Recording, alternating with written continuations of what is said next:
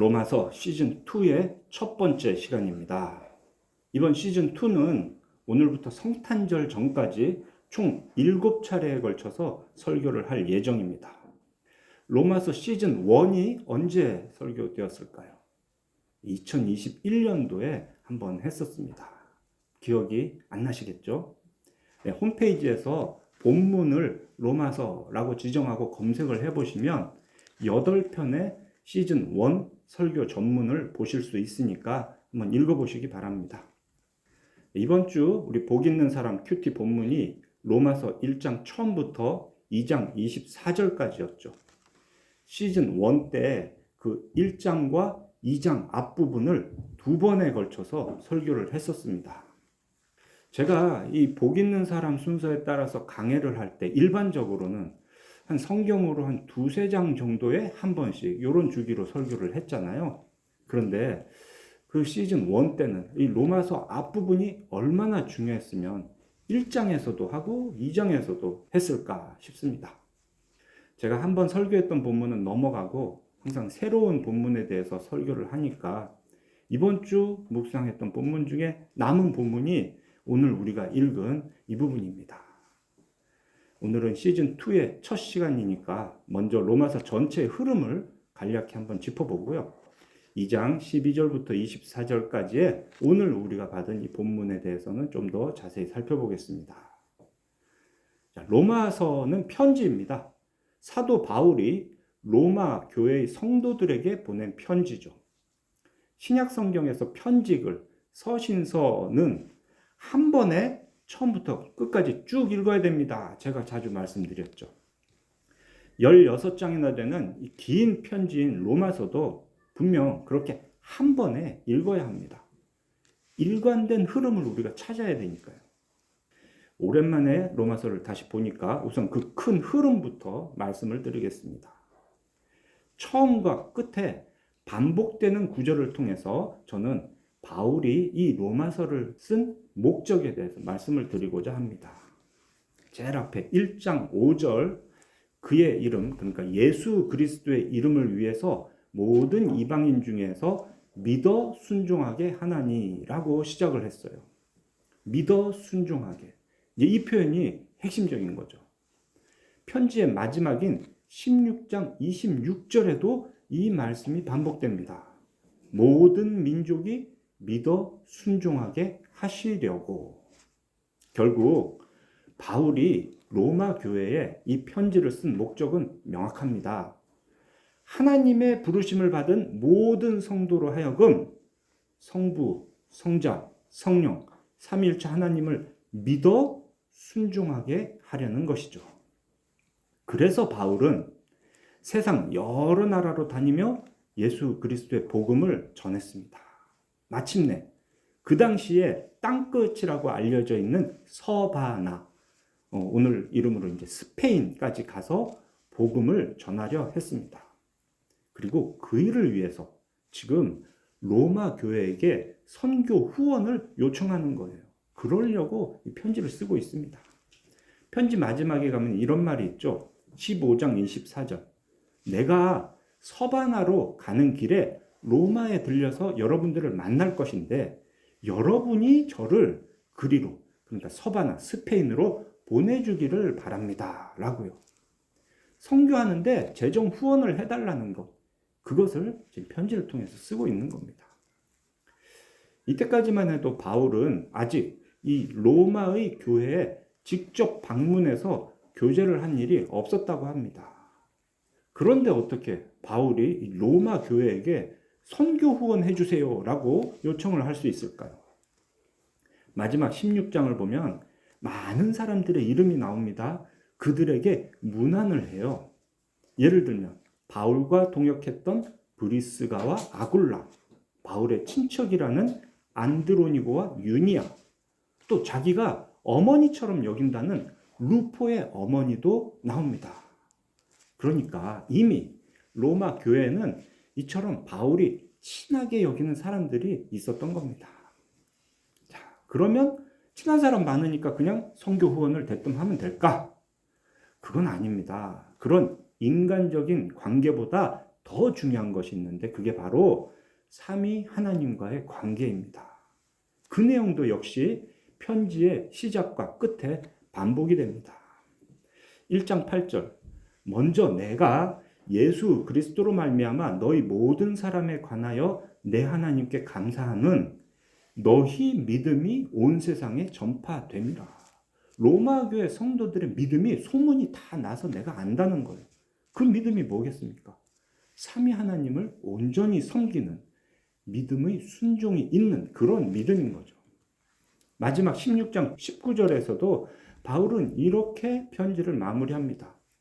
너희의 순종함이 모든 사람에게 들리는지라. 그러므로 내가 너희로 말미암아 기뻐하노니 너희가 선한데 지혜롭고 악한데 미련하기를 원하노라. 바울이 지금 로마 교회에 대해서 중요하게 여기는 건 자기가 친하게 알고 있는 그 사람들과의 관계보다 더해서 하나님과의 관계를 의지하는 겁니다. 하나님을 믿어 순종하는 것을 바울은 중요하게 여기는데 로마 교회가 바로 그러한 믿음, 순종하는 믿음의 본이 되었던 거예요. 바울은 더 많은 사람들이 예수 그리스도의 복음을 듣고 믿어서 순종하게 되는 일에 그 순종하는 믿음을 이미 가지고 있는 로마 교회 성도들이 협력하기를 원하는 겁니다. 그런 마음이 있기 때문에 그들에게 이 선교의 협조를 구할 수 있는 거죠. 선교 사역에 이처럼 협력할 수 있다는 것 그 자체가 하나님의 선한 일을 함께하는 아주 귀한 기회입니다. 그 일에 참여할 때 하나님은 은사를 부어주십니다. 그렇게 해서 성도의 믿음을 더욱 견고하게 이루어주시죠. 그것이 바로 복음의 능력입니다. 모든 믿는 자에게 구원을 주시는 하나님의 능력.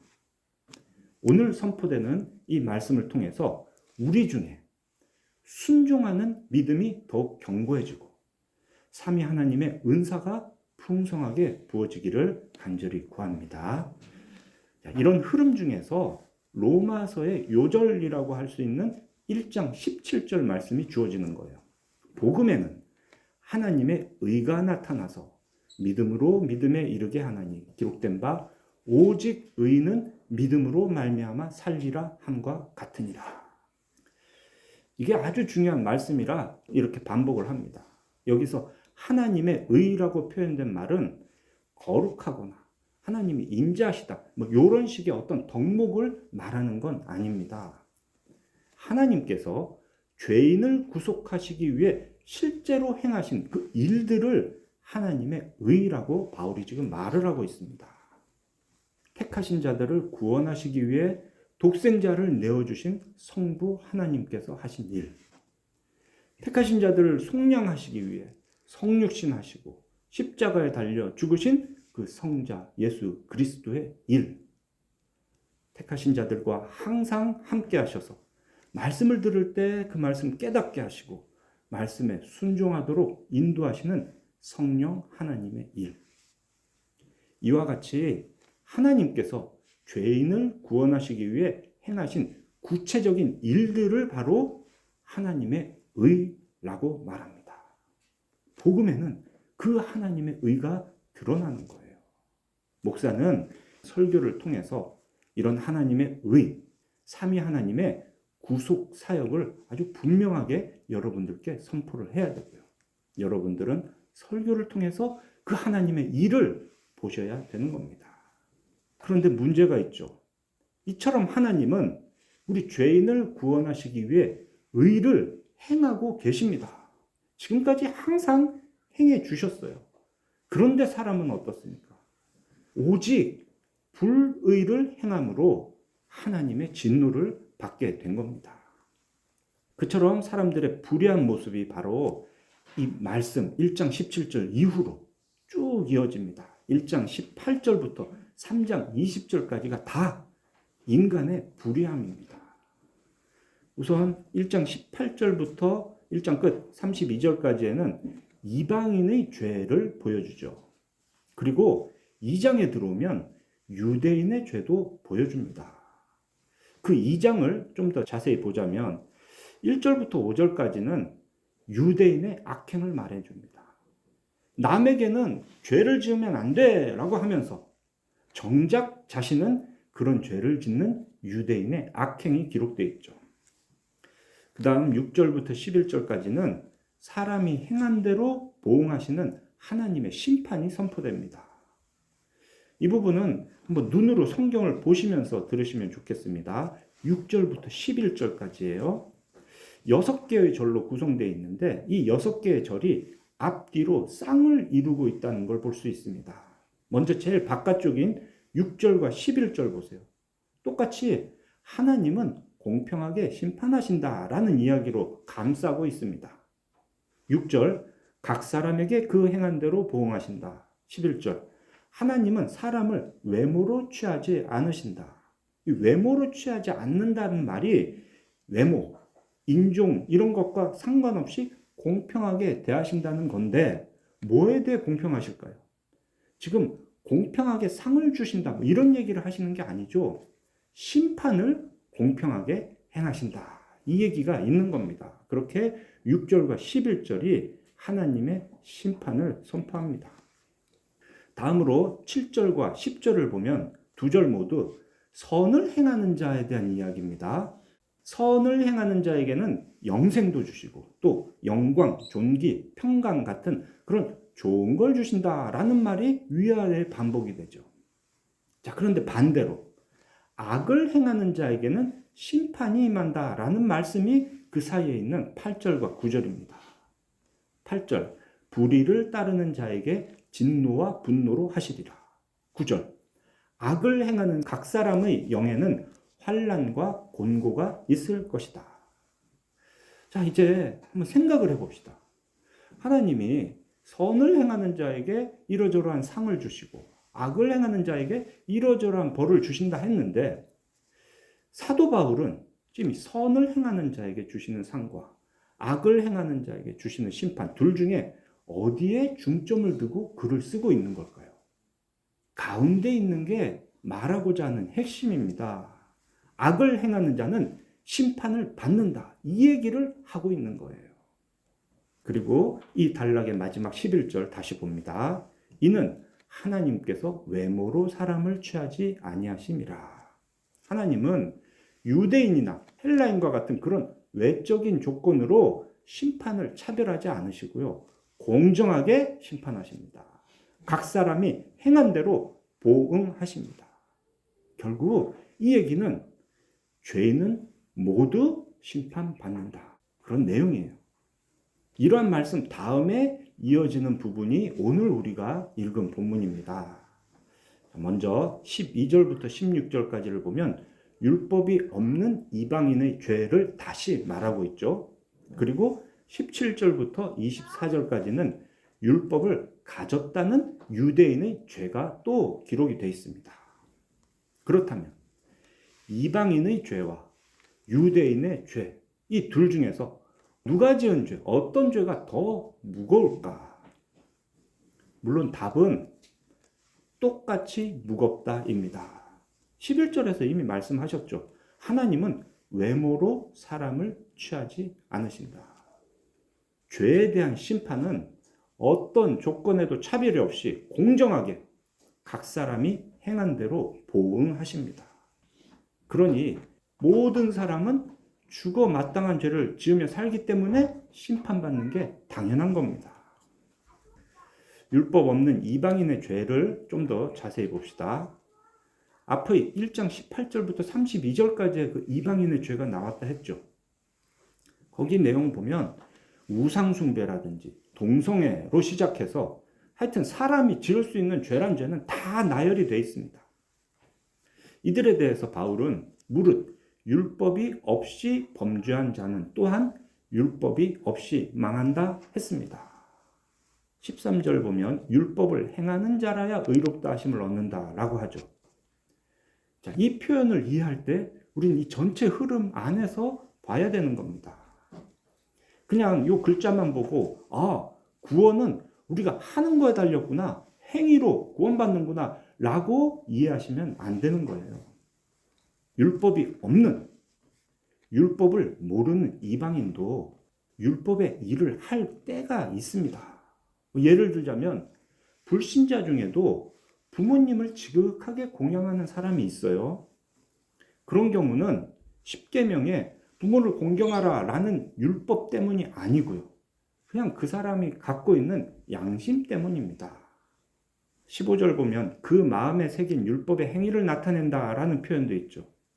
이게 무슨 율법이 예수 안 믿는 사람, 교회 안 다니는 사람 안에도 다 박혀 있다 그런 얘기를 하는 게 아닙니다. 십계명을 들은 적이 없는 이방인의 마음에도 이미 하나님의 율법의 일이 새겨져 있다는 거예요. 율법이 새겨져 있는 게 아니고요. 율법의 행위 말입니다.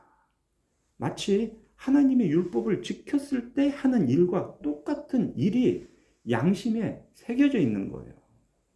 다시 예를 들면 부모 공경입니다. 어떤 이방인이 부모를 공경한다? 그러면 이 사람이 그 율법이 마음에 새겨져서 하는 게 아니고요. 그 양심에 율법의 행위, 부모를 공경하는 그 행위가 새겨져 있기 때문에 그래서 한 일이다라는 겁니다. 전적으로 타락한 죄인의 마음에 어떻게 이런 양심이 있을까 이런 생각을 우리가 할 수 있는데요. 그것은 모든 인간이 처음에 창조될 때 하나님의 형상대로 지음을 받았기 때문입니다. 그래서 이방인들 안에도 그런 기준은 들어있어요. 이제 중요한 거는 율법을 가진 유대인이 어떤가 이 부분을 봐야 되는 거죠. 17절 유대인은 율법을 의지하고 하나님을 자랑한다 합니다. 이게 무슨 말일까요? 유대인들이 율법을 의지한다라는 것은 율법을 주신 하나님을 의지하는 것과는 다른 이야기입니다. 율법 그 자체를 의지한다는 거예요. 좀 심하게 말하면 율법이 하나의 부적 같은 역할을 한다는 겁니다. 길거리를 다니다가 또는 주차되어 있는 차들을 보면 가끔 어떤 승용차 뒤에 성경책이 놓여 있는 걸 볼 수가 있어요. 뭐 그 사람이 수시로 자기가 그 성경책을 읽으려고 차 뒤에다가 갖다 놨는지는 모르겠지만 뭐 그렇다면 다행이지만 그렇지 않은 경우도 분명히 있죠. 하나님의 말씀, 율법이 적혀 있는 이 성경책이 내가 차를 운전하는 중에 사고 안 나게 지켜줄 거다 여겨서 성경책을 차 뒤에다 갖다 놨다면 그게 무엇입니까? 그게 바로 율법을 의지하는 겁니다. 마치 안 믿는 사람들이 부적을 들고 다니는 것과 다를 바가 없어요. 이런 것도 우상 숭배입니다. 그러니 지금 바울이 유대인은 율법을 의지한다라고 말하는 건 부정적인 이야기예요. 그럼 하나님을 자랑하는 건 왜 부정적일까요? 하나님의 성품, 또 하나님께서 하신 일을 자랑한다 하면 아무 문제가 없습니다. 근데 유대인들이 하는 하나님 자랑이 뭐냐? 자신들이 하나님의 택하심 받은 백성이라는 그 사실을 자랑하는 거예요. 이방인들한테 야 니네는 하나님 모르지? 우리는 하나님의 백성이야. 이런 식인 겁니다. 아주 교만한 죄입니다.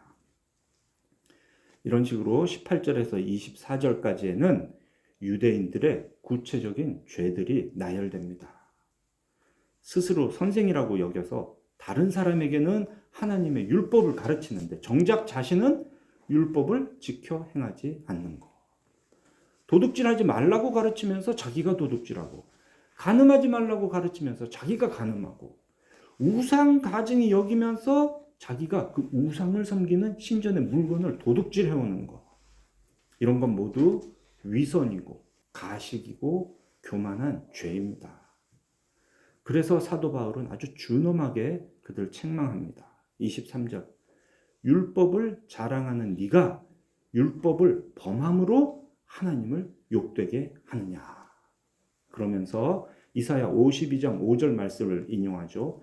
하나님의 이름이 너희 때문에 이방인 중에서 모독을 받는도다. 죄를 지으면 누구나 심판받는 건 당연합니다. 자, 그런데 율법이 없는 자의 율법 없는 심판과 율법이 있는 자의 율법 있는 심판을 말할 때 바울은 지금 유대인들에게 더 초점을 두고 말하고 있는 겁니다. 이 말씀을 듣는 우리도 이 부분을 중요하게 여겨야 됩니다. 언약 백성이라는 사람이 세상 사람보다 더 하나님을 괴롭게 할 수 있는 거예요. 사도행전 2장 47절을 보면 참 좋은 이야기가 있습니다. 초대 예루살렘 교회 성도들은 온 백성들에게 칭송을 들었다 합니다. 어떻게 이런 일이 있을까? 이는 그들이 보여줬던 그 특별하고도 아름다운 생활 모습 때문이었을 겁니다. 초대교회 성도들은 말이 아닌 삶으로 하나님의 영광을 드러낸 거예요. 그런데 오늘 우리가 만약 성도답게 살지 못하면 세상 사람들이 하나님에 대해서 욕을 하게 됩니다. 그래서 성도들에게는 그리스도를 본받는 일이 무엇보다도 중요합니다.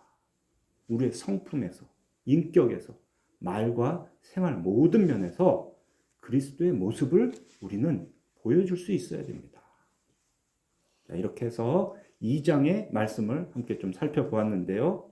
분명 로마서 전체의 핵심은 죄인을 구원하시는 하나님의 의입니다. 사도 바울은 순종하는 믿음을 중요하게 강조하고요. 믿음으로 구원받는 이신칭의의 복음을 우리에게 가르쳐 줍니다. 그런데 오늘 우리가 보고 있는 이 말씀은 결코 그처럼 포근한 구원의 복음이 아닙니다. 아주 날카로운 심판의 경고입니다. 그러니 오늘 본문 같은 데서 선을 행하는 자에게 영생을 주신다라는 말씀만 뚝 잘라서 구원은 선행으로 얻는다라고 이해하시면 안 되고요. 우리가 이해할 거는 구원을 얻을 만큼 완벽하게 선을 행하는 사람은 없다라는 겁니다. 그러면 또 율법을 행하는 자라야 의롭다 하심을 얻는다라고 하니까 그럼 나는 율법을 행해서 의인이 될 거야 한다는 것도 말이 안 됩니다. 바울이 이런 이야기를 하는 건 그렇게 하면 된다라고 하는 말이 아닙니다. 우리는 누구나 율법을 아는 사람이나 모르는 사람이나 교회를 다니는 사람이나 교회 안 다니는 사람이나 하나님의 진노와 분노를 받기에 충분한 죄인이라는 것이 이 2장의 핵심입니다. 그럼 도대체 우리에게 무엇을 말하려고 이렇게 모든 사람이 죄로 심판받는다라는 말을 무섭게 바울은 하고 있는 걸까요? 그것은 바로 이 단락의 끝에 있는 3장 23, 24절 말씀을 하기 위함입니다. 3장 23, 24절 한번 보세요. 모든 사람이 죄를 범하였음에 하나님의 영광에 이르지 못하더니 그리스도 예수 안에 있는 속량으로 말미암아 하나님의 은혜로 값없이 의롭다 하심을 얻은 자가 되었느니라. 다시 말씀드립니다. 율법을 아는 유대인이나 율법을 모르는 이방인이나 교회 다니는 사람이나 교회 안 다니는 사람이나 똑같이 심판받기에 아주 충분한 죄인입니다. 그런데도 우리가 의롭다 여김을 받는 것은 오직 하나님의 은혜입니다. 율법을 조금 더 지키고 선행을 조금 더 하고 죄를 조금 덜 짓는 것, 이런 것으로 의롭다 여김을 받을 수 있는 게 아니고 오직 삼위 하나님의 은혜로 값없이 의롭다 하심을 얻는다는 겁니다. 삼위 하나님의 의, 우리를 구원해 주시기 위해 하신 그 일들, 하나님의 은혜를 믿는 자가 의롭다 여김을 받습니다. 이와 같이 구원하는 믿음을 가진 사람에게서 나타나는 열매가 바로 율법을 순종하는 삶입니다. 이런 전체적인 흐름을 염두에 두지 않고 말씀을 부분적으로 떼어서 읽으면 오해를 하는 거예요. 율법을 지키고 선을 행해야 구원받나 보다. 아니면 완전 반대로 구원은 하나님께서 그냥 주시는 거니까 우리가 율법 지키느라 힘쓸 일은 하나도 없구나. 그렇지만 사도 바울은 분명히 말합니다. 예수 그리스도의 복음을 전하는 이유는 구원의 은혜 안에서 믿어 순종하게 하기 위함이라고. 우리를 구원하는 삼위 하나님의 은혜를 믿을 때 우리는 분명 순종의 열매를 맺게 되는 겁니다. 그러니 우리는 그 순종의 열매가 우리의 삶에서 나타나게 해달라고 기도하며 힘써 행해야 되는 겁니다. 사랑하는 우리 필그림교회 성도 여러분, 우리를 구원하는 복음 앞에 설 때에 우리는 자신이 전적으로 타락한 죄인이라는 사실을 먼저 깨달아야 합니다. 우리 자신의 본 모습은 보지 못하고 그냥 교만하고 자만할 때 오늘 말씀 18절대로 율법의 교훈을 받아 하나님의 뜻을 알고 지극히 선한 것을 분간하는 것이 오히려 더 큰 수치와 책망이 됩니다. 이 세상에는 스스로 구원을 얻기에 합당할 만큼 의로운 사람은 없습니다. 그래서 누구나 오직 하나님의 은혜로 구원을 얻게 됩니다. 그처럼 타락한 죄인이 누구를 탓하겠습니까? 무슨 권리로 남의 죄를 지적하고 그의 죄를 비난하겠습니까? 누가복음 9장 51절 이후를 보면 예수님께서 이제 제자들과 예루살렘으로 가자 하시는데 사마리아 사람들이 그렇게 예루살렘으로 가는 예수님을 받아들이지 않으니까 제자 야고보와 요한이 이렇게 말했답니다. 주여, 우리가 불을 명하여 하늘로부터 내려 저들을 멸하라 하기를 원하십니까? 그에 대한 예수님의 반응이 무엇입니까? 그렇게 말하는 제자들을 꾸짖으셨습니다.